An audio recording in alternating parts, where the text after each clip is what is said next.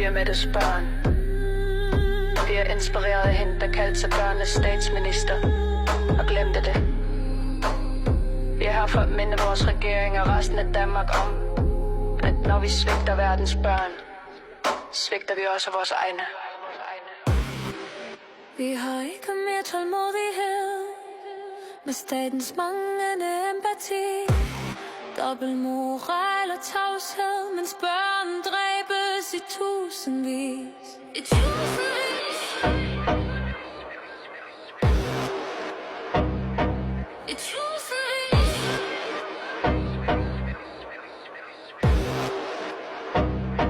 I tusindvis. Vi er Mettes børn. Vi kræver, at Danmark tager ansvar. Danmark skal fordømme drab på børn entydigt og offentligt.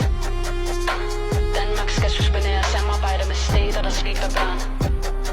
Danmark skal indføre sanktioner mod dem, der bryder folkeretten.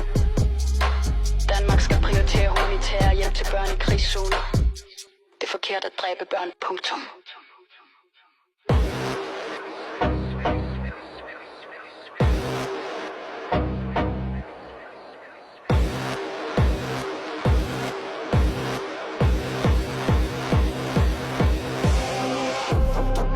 Børn.